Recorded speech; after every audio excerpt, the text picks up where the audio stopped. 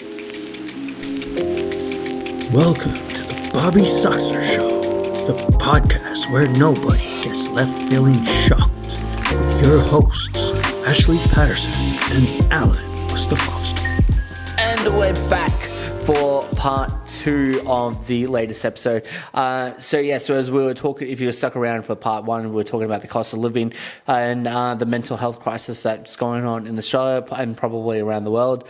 But yeah, we're pretty much on the wrap-up end of things. So anything else, Alan, that you'd like to go on? Oh, look, I was going to do this little whiteboard explanation thing, but I think I want to do it properly, so I'll save it for another time. Yep. Look, the drug thing really interests me, right? Because I've talked to different people, different walks of life, and some will say, oh, it's gotten worse. Some will say it's the same. Some will say it's improved. Like, it's not as bad as it used to be. Like, it's better now than it was 10 years ago. In my opinion, I'd say it's a lot more of a thing now. And yeah, I don't know. What's your take? Yeah. Well, medical marijuana now is available for everybody. I'm honestly on it myself. So, Yep. And this is what I mean by like, So in that aspect of things, it's picked up so that you can just go and get it whenever you want. But like the other side of things, so like ice, heroin. Heroin's dropped off a little bit because it's sort of like a 80s thing, you know, 70s, yeah. But now, everything else like from DMT to ice to ecstasy to all your party drugs, that's really hitting the higher up into the market at the moment. I wanted to ask you because like you've had like experience like. Yeah. You know, the jail thing, right? Like, and there's going to be people that are in jail because of drugs, no doubt about it. 80%. Yeah. Okay, there you go. 80% coming from the man, like, that's been around that. So that's why I wanted your take. I wanted, like, an front opinion on why do you think it's increasing? Why do you think, despite the fact that people always have an overwhelming bad outcome from it, why do young people keep going to it? Is it just like, do they have this image of, scoring big and, getting the high life, the girls, I think it's due to the fact because of the music coming out, the movies and all that it does play into context like when you're growing up and stuff. Like if you're a young 16-year-old and you're seeing the gangster rappers, all they do is take drugs, drinking, and they got hot women, big cars, big buildings and stuff. Like that's what you're going to want to do, isn't it? If you're seeing sports stars doing all that, then obviously you're going to want to be an athlete. Like it's a whole... You got like something. I guess like I'm not necessarily in agreement with that. Sorry, Lucky Man Dan. No, because I mean we grew up like with the same sort of stuff like rappers and GDA and all that sort of thing. So I necessarily didn't feel like I needed to take drugs. That's true. That's true too. I think maybe it's like I think nuance is very subjective, and I think there is some possible like I do think there's plausible explanations for media being like influence, but I think that also depends on the person you are. If you're easily influenced by what you see, then you'll probably want to reenact that thing. And that's fair too. Yeah. So I think you think the more naive you are, the more likely you're going to fall into that sort of a trap, or and I think that sort of all just falls down to back to like maybe how you were raised or grew up, and which could also come back to that cost of living, couldn't it? Yeah, exactly. If you come from a poor family and your parents are maybe addicted or whatever it is, then you just sort of see that influence. You go, I'm not going to be able to escape this life. Yeah.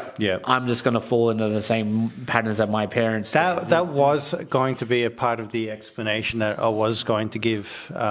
It's a little bit of esoteric knowledge, but I think it might be a little bit too much at this point. So I'll probably bring it into another time.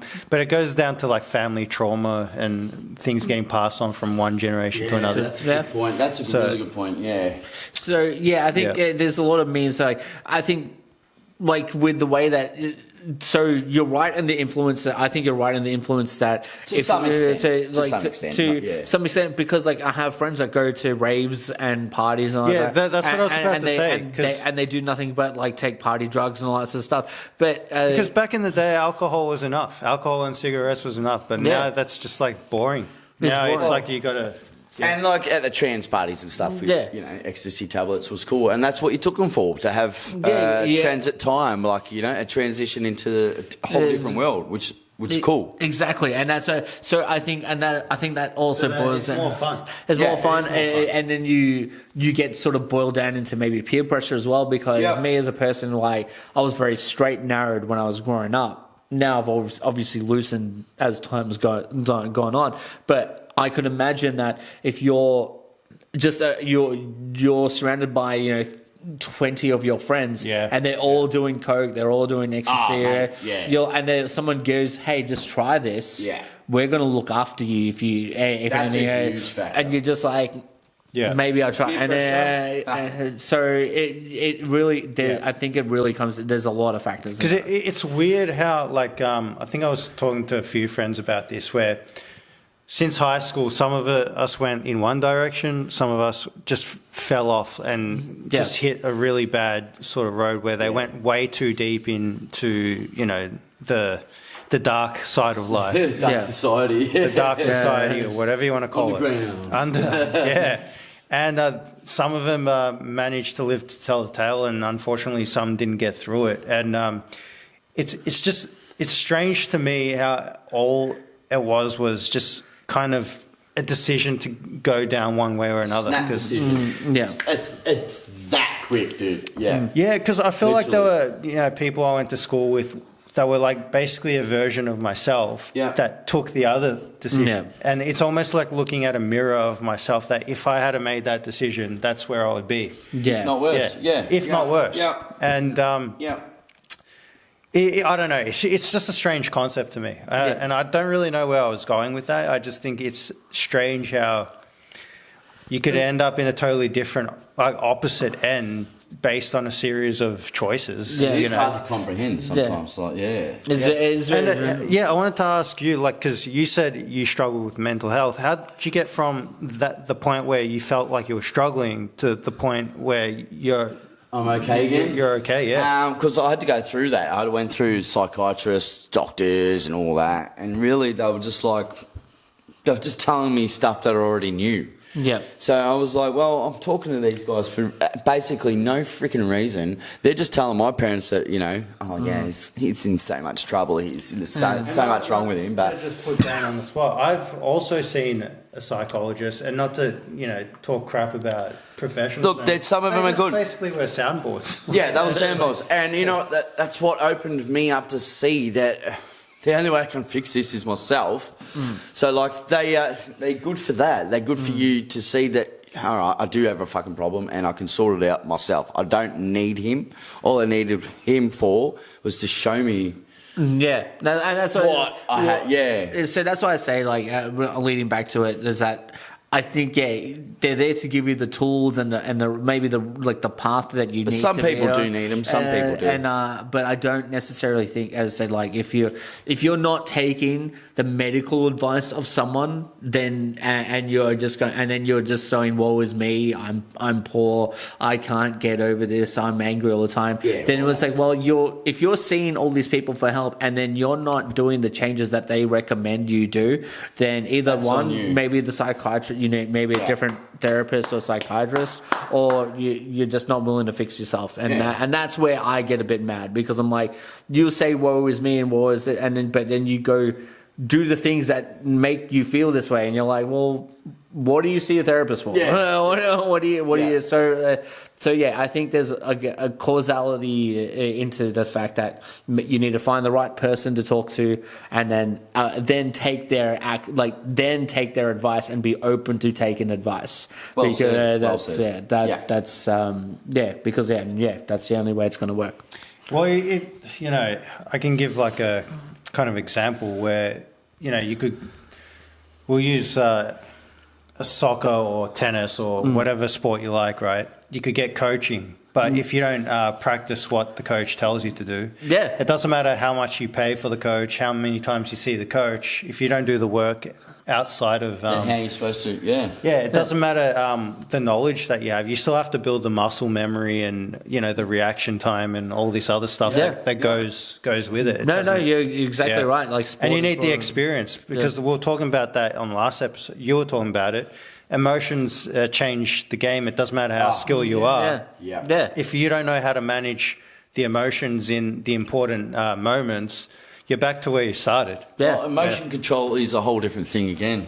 Yeah. It's a whole new topic. Yeah. But I guess we'll save that maybe for another episode. So I think this one's coming to a close. Awesome. I know we didn't really touch too much on the cost of living, but I think the cost of living drips down into everyday life, and I think that's and mental health. It all cohorts. Yeah, so it all comes full circle. But thank you, everyone, for joining in for another episode of the Bobby Soxer Show. Again, I'm your host, Ash, and we got Alan, and we got Lucky Man Dan, who is sitting actually behind the social media wall. So he sees everything that you guys are posting up. So please hit us up, and you'll probably even get Lucky Man Dan that you're hitting up. So if you want to hear back from Lucky Man Dan, hit up our socials. Yeah. TikTok, Insta, YouTube, all that sort of stuff. So thanks again for joining us, everyone.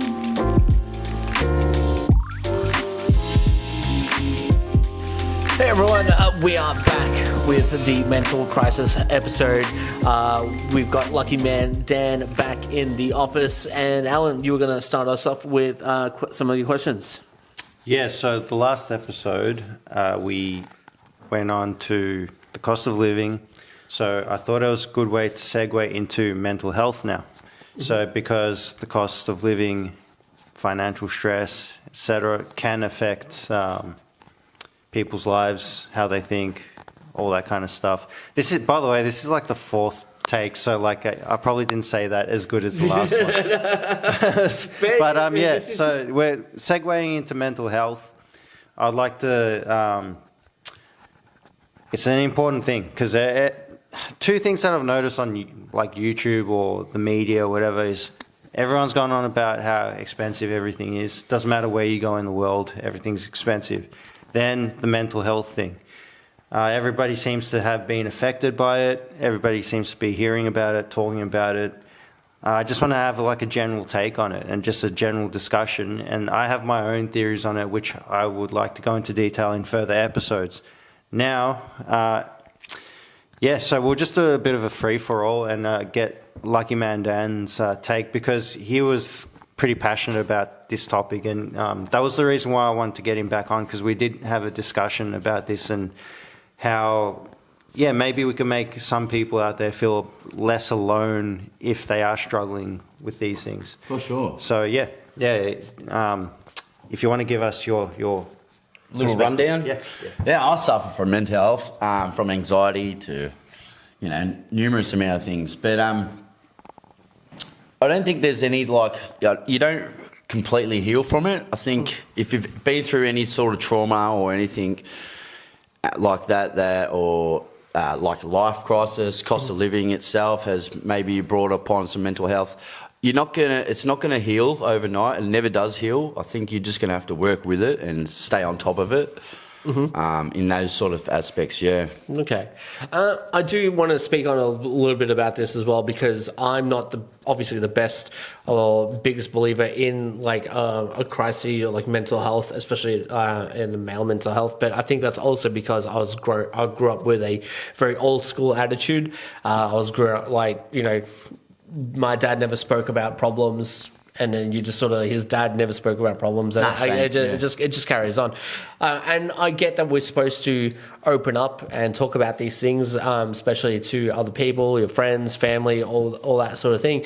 But it's also because we don't open up, also because we get shunned on as males. Well, we're men. We're supposed to hang on to those problems ourselves. So I have that annoying habit of not opening up to anyone, and I keep like distance. Like I'll tell people like problems that I do have, but a lot of them can be surface problems or like things that that we can that we can all sort of solve together, and that I can get ideas on, but nothing too like crazy, and that it impedes on other people. And I think that's a big thing. There's we as men think we're causing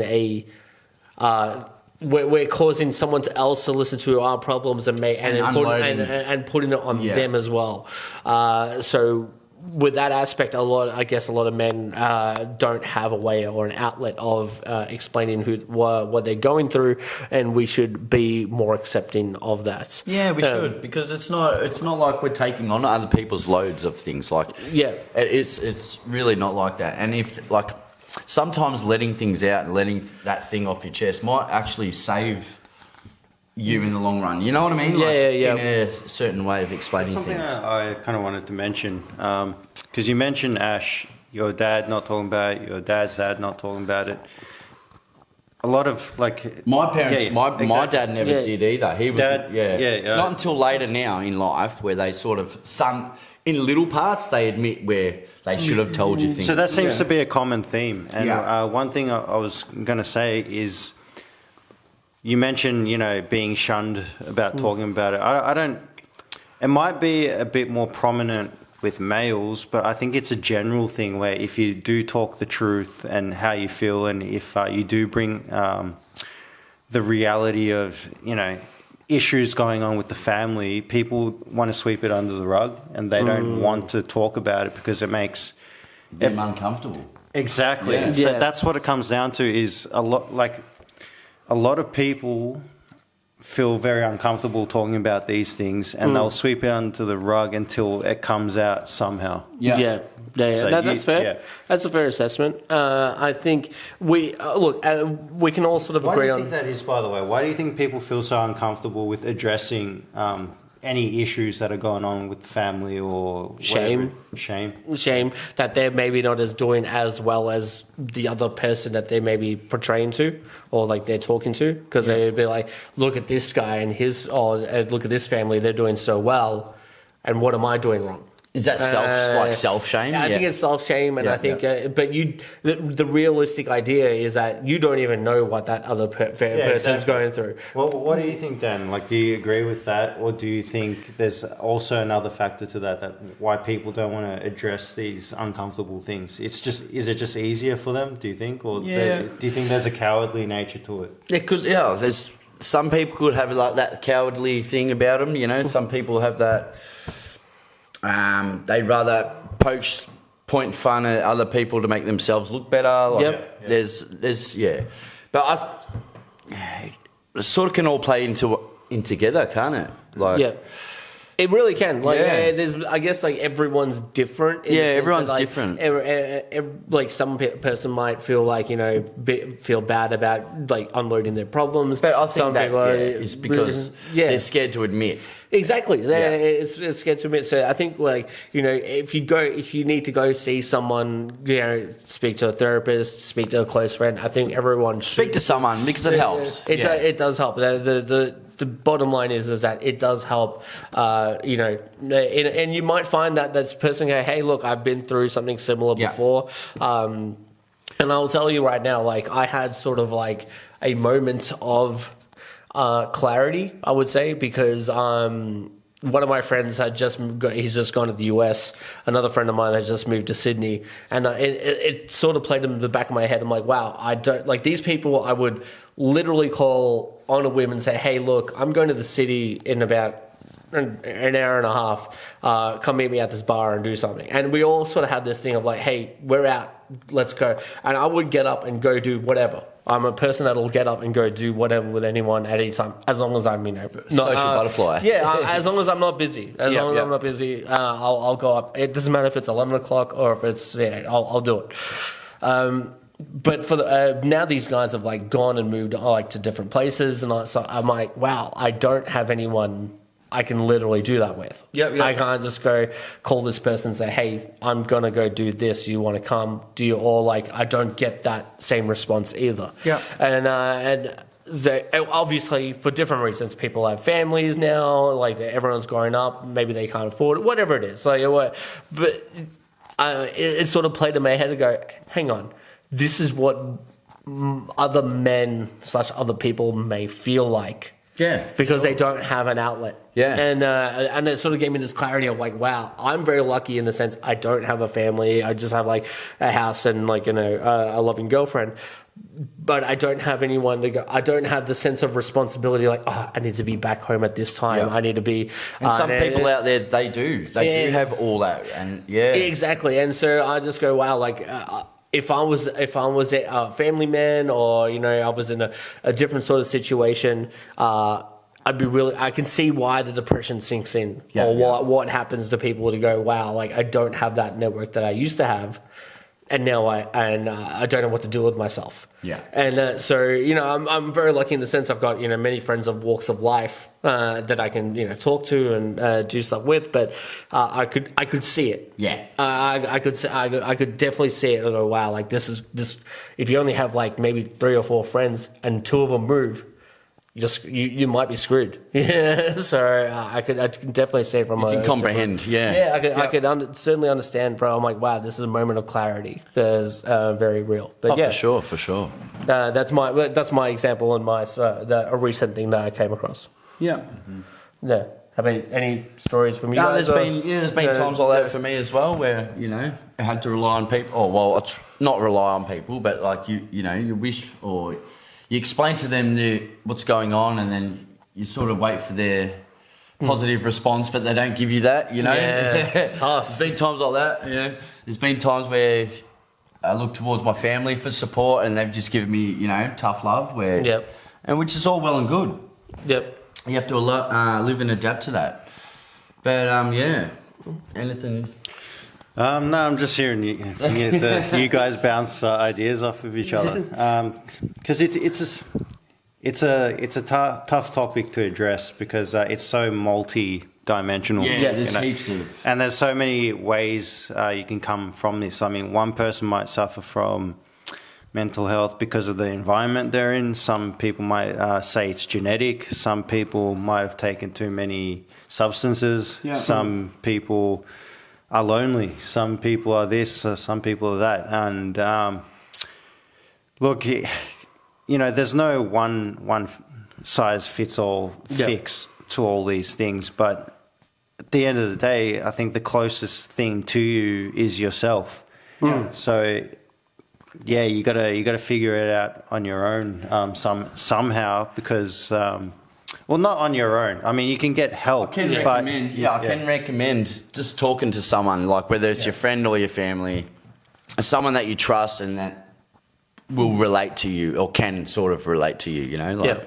Well, I do think that if you especially a friend or family, even therapists, what I will say is if you're talking to someone, either take the advice or take the tools that a therapist does teach you how to use. If you're not getting maybe the right advice, maybe like seek another therapist. You got to find someone that's right for you. Yeah. But at the end of the day, it's you and the tools that you've been given that you need to change. You can get all the advice in the world from whether it be a professional or your friends or whatever, but if you don't take it, then that's another big thing. If you give your friend advice and they don't take it, and whatever reason, you keep repeating the same thing over and over again, you go, I kind of give up with this person. That's actually an interesting thing that you bring up because I have got friends that struggle with this kind of thing. And I think we might have brushed up on this on the second half. And don't ask me how I know what's going to happen in the second.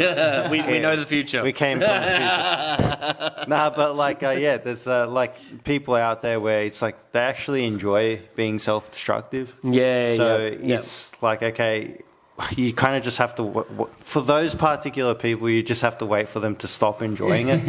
Or until something bad enough happens for them to realize, okay, it's not worth being I'm actually like that. I love to sabotage myself. Yeah, right. I don't love it. Yeah. I actually can't stand it, but it just happens every so. You do it. Yeah. Well, you think about it, right? Like, okay, you drink alcohol. I'm drinking a beer. Dan's drinking a beer. we're technically, hurting ourselves to get a particular feeling. That's self-destructive behavior on probably Obviously, not taking it this is too low far. scale. It's on a low scale. With the things in life, like. Yeah. Damn. Or is that me? That actually might be me. We might. Ash, you're gonna have to save us. We're going to a second half. So while everyone's looking at their phones, You guys keep going. While everyone's looking at their phones, it turned up just silent. Shaggy, it wasn't me. No, I will save this podcast from going into hell. I think there's some very real things in terms of men's mental health and mental health in general. I don't want to just say men's mental health, but it is the leading cause of self-harm and suicide and all that stuff. Like, men do suffer a lot. I will particularly say this, and I know I'm probably going to get some heat for it, but I'll do it. I'm always the one that puts on his back, and I'll put it, Ash. I'll put it on my back, just like the homeless crisis. So my problem with all of this thing is that a lot of the women and the trans community and whatever, they get all the glory of being recognized, and men's health gets shunned into a corner. Yeah, and it's almost swept under the rug. It is swept under the rug, and it's just never talked about, because when it comes to men's mental health, especially in that month of when it's supposed to be, and I think it is actually the month of October or whatever it is for mental health, and it just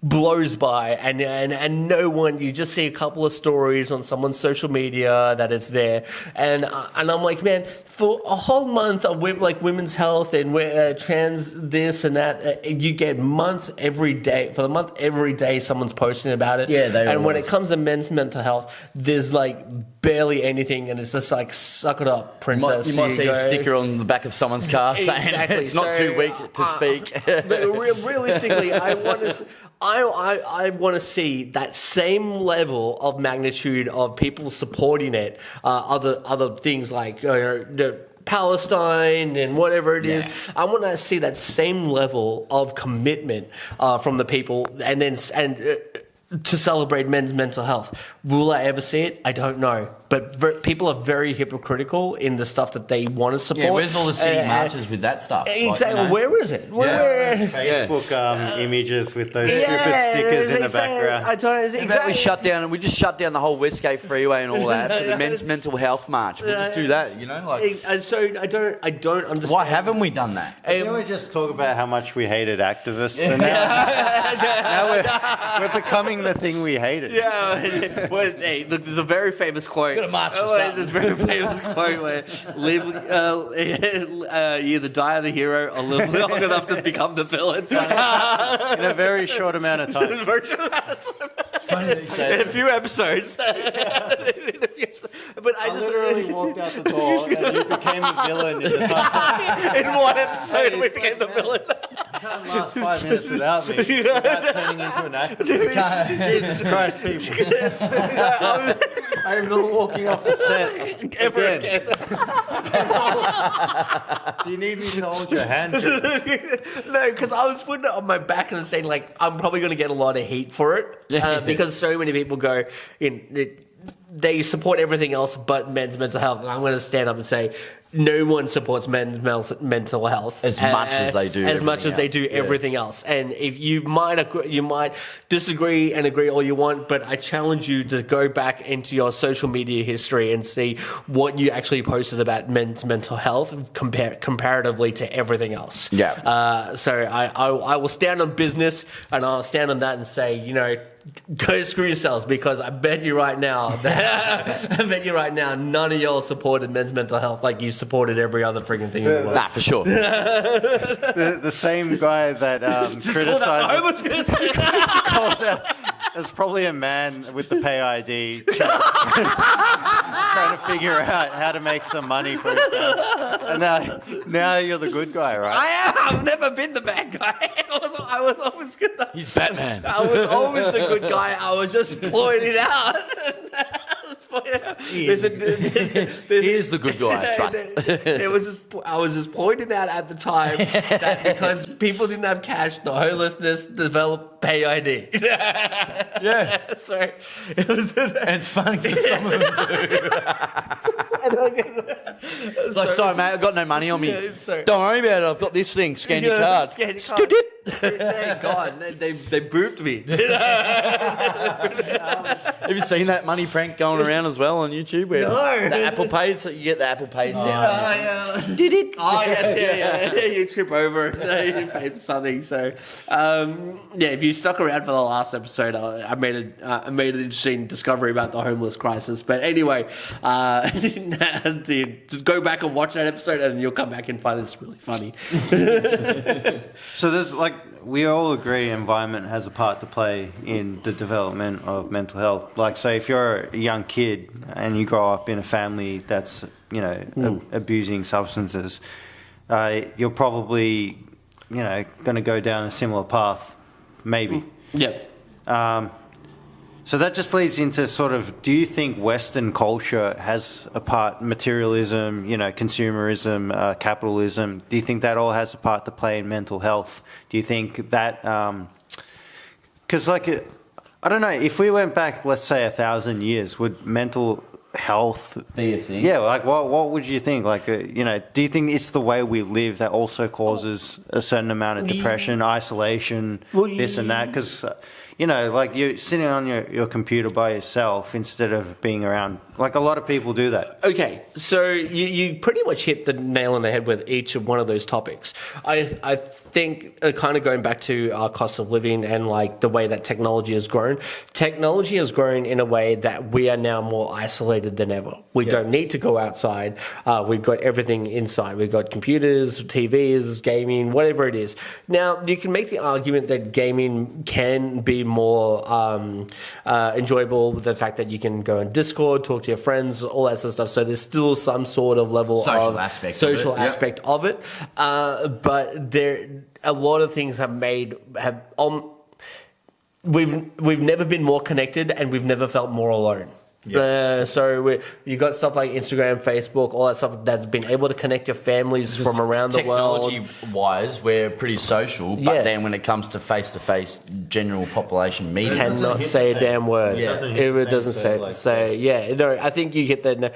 I think literally every one of those that you just said contributes to the psyche of mental illness, because we've never had more technology, but we've never been more because of it. I think we've never been more alone. Yeah. So what do we do about it, people? It's kind of like it's just like trying to put the genie back in the bottle. You can't go back. We can only hope that scale back as much as you can and go seek help wherever you can. And you can't put the genie back in the bottle. It's like doing the social media ban. We've become too dependent on it. It's like doing the social media ban for anyone under 16 years old in Victoria. You can't use Facebook and YouTube, all that sort of stuff. It's social which media. I agree with. I agree in some aspect, but I think that you're trying to put the genie back in the bottle. It's already happened. Yeah, it's already out. It's already happened. Young kids are already on social media. They can do that, can't they? They can, but think about it this way, right? There are kids that are on YouTube that review toys, for example. Oh, there you go. Yeah. That's a loophole, wouldn't it be? It kind of would be in a sense. So you're destroying possibly a kid's thing of revenue of going, hey, I do toy reviews. This kid is 8-10 years old. But now he might need his parent there. Yeah, that or there's got obviously there's maybe ways around it, but you're destroying an online culture that already exists that. You can, and that they're going to completely get around, because you can download, for everyone around me, you can download a virtual private network, look like you're coming from the US or any other country that doesn't have a social media ban, and then you're back online again. Oh, there you go. Yeah. So loopholes, baby. That's why I say you're trying to put the genie back in the bottle already. There are already families that are we're moving. We're going overseas. Forest, man. You just got to go to the Amazon to get away from all this crap. No, I don't feel like it was I can't remember what the family was, but they're the social media family that rely on their young daughters that do social media. They're making hundreds of thousands or tens of thousands of dollars a month. They're like, we're moving overseas. We can't stop this revenue from coming in. Because of a social media ban. We don't have that problem. We're not We we didn't grow up in this. We grew up in the social media age, but we didn't grow up in the social media age where they were paying money.